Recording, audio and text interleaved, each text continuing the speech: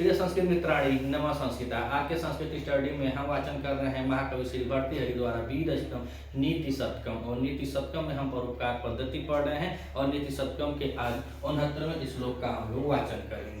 इसमें महाकवि जी ने बतलाया कि जन्म लेना उन्हीं का सार्थक होता है जो दूसरों के प्रति परोपकार की भावना रखते हैं। चूंकि ये परोपकार पद्धति है और इसमें अब यही बतलाएंगे 10-11 श्लोक तक। तो परोपकार पद्धति है जिसमें बतला रहे हैं कि जन्म लेना उन्हीं का सार्थक होता है जो दूसरों के कार्य में करते हैं, परोपकार कार्य करते हैं। चूंकि यह एक राजा थे और राजा के बाद यह जोगी हुए, जोगी बनने के बाद इनको अनंत अनुभव हो गया होगा, ज्ञान हो गया होगा, तो वही बता रहे हैं कि जन्म किनका सार्थक होता है। तो आइए शार्दूल विपरीत छंद में यह श्लोक निबद्ध है और इसमें जन्म को सार्थक बनाने के लिए किसका किसका जन्म सार्थक होता है और जिनका जन्म सार्थक नहीं होता है उनके बारे में बतलाया है कि वह लोग कैसे होते हैं। तो आइए वाचन करते हैं। यह सगद्रा छंद है, माफ कीजिएगा सगद्रा छंद है। सगद्रा छंद में 7-7 पर्यायति होती है, 7-7 पर्यायति होती है और 21 वर्ण होते हैं सगद्रा छंद में। तो आइए हम वाचन करते हैं कि जाता कूर्मा स एक पृथुभुवन भराय अर्पितम् येन पृष्ठम् शालाग्यं जन्म ध्रुवस्य भ्रमति नियमित यत्र तेजस्वी चक्रम् संजात व्यर्थ पच्छा परहित करणेन परिष्टान चा अधो ब्रह्मांडो लुम्बरांत मर्षकवद परे जंतो जात नष्टा। तो यह सगद्रा छंद है और 7-7 वर्ड पे यति है। तो इसमें कवि जी बता रहे हैं कि किनका जन्म लेना सार्थक होता है। तो हमारे हिंदू सनातन धर्म की मान्यता है कि हमारी जो पृथ्वी है वह कश्यप राज अर्थात कछुए की पीठ पर, कश्यप भगवान कश्यप अवतार जो है उनकी पीठ पर यह पृथ्वी टिकी हुई है। तो उसी को कह रहे हैं कि सह एक, सह माने वही, एक माने एक, जो वह एक, तो कह रहे हैं कि उसी एक। पूर्व माने होता है कछुआ, कछुआ, तो कह रहे हैं कि वही एक कछुआ जाता माने जन्म लेना। तो जो वह एक कछुआ है और उसी का जन्म लेना, और इसको कछुआ भी हम कह सकते हैं और हम लोग अपने हिसाब से कहें तो यह कच्छप अवतार भी था, कच्छप अवतार है। तो कह रहे हैं कि सह एक पूर्व जात, एक उसी का जन्म लेना सार्थक होता है। किसका? तो कह रहे हैं कि पूर्व मतलब कश्यप महाराज या कछुए का। वह एक कछुए के बारे में कह रहे हैं कि जो कश्यप देव थे उन्हीं का जन्म लेना सार्थक हुआ। काहे हुआ? तो कह रहे हैं आगे कि एन पृष्ठम, और एन पृष्ठम जिसने अपने पृष्ठ को क्या किया, दे दिया। किस लिए?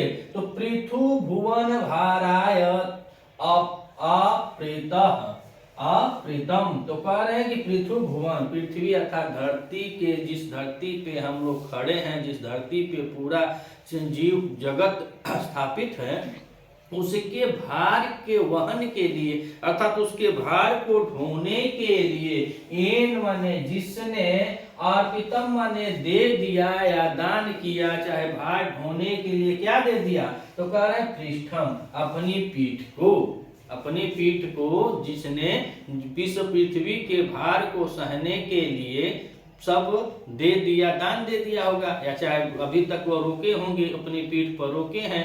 तो हमारे धर्म में भी बताया जाता है कि कश्यप अवतार था भगवान का, तो भगवान जी आए और पृथ्वी उन्हीं के बल पर तो रुकी हुई, तो अपने पीठ का अर्पण किया। अर्पित माने अर्पण कर दिया, दे दिया, उनका जन्म सार्थक है। तो पहली लाइन में बतलाए कि बस एक ही कच्छप देव की जन्म का लेना सार्थक है जिन्होंने अपने पीठ को भुवन भार, कह रहे हैं कि पृथु भुवन भारा अर्थात पृथ्वी के भार को सहन करने के लिए अर्पण कर दिया।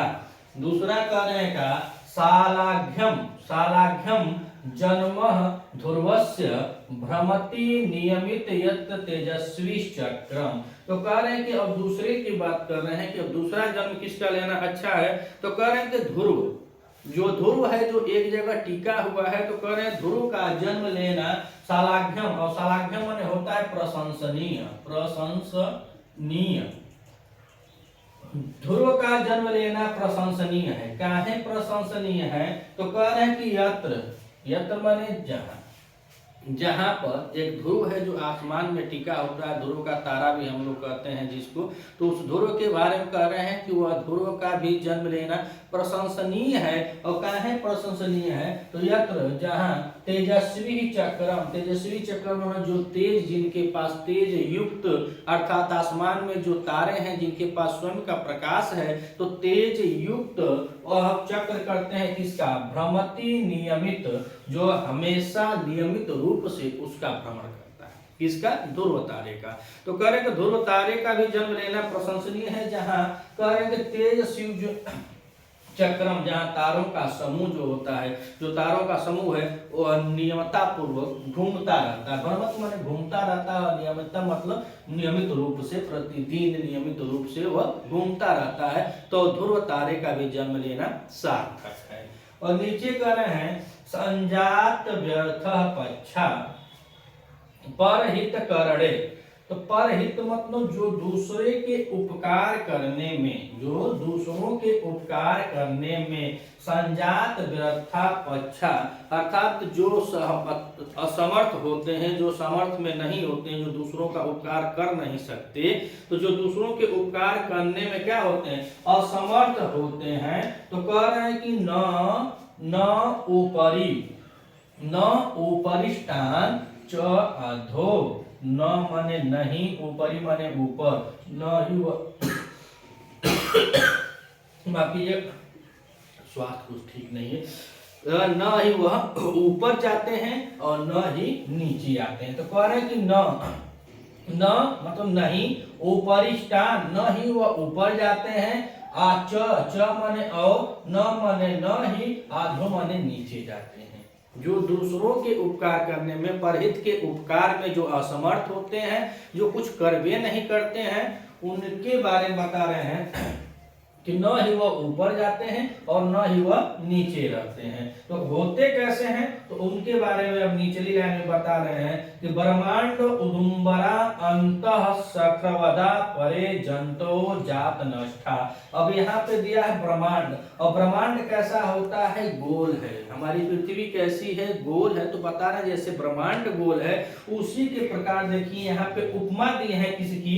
गूलर की। और जो गूलर का फल होता है वह हम लोग देखे, अक्सर हम देहात गांव के हैं, तो हमारे यहाँ गूलर जो होता है उसमें कुछ कुछ कीटाणु पड़े होते हैं, और जब कीटाणु पड़े होते हैं तो वह उसी में रहते हैं, जैसे गूलर सूखती वो उसी में मर भी जाते हैं। तो यहाँ पे बहुत अच्छा उपमा अलंकार भी कहा जाए इस श्लोक में। तो कह रहे हैं कि ब्रह्मांडो उदुम्बरा, जैसे ब्रह्मांड गोल है और उसमें चर चराचर जीव जगत में हम लोग रहते हैं, एक दूसरे के जो उपकार नहीं कर सकते, जो परहित में कार्य नहीं कर सकते, तो वह न ऊपर जाते हैं न नीचे जाते हैं। कैसे?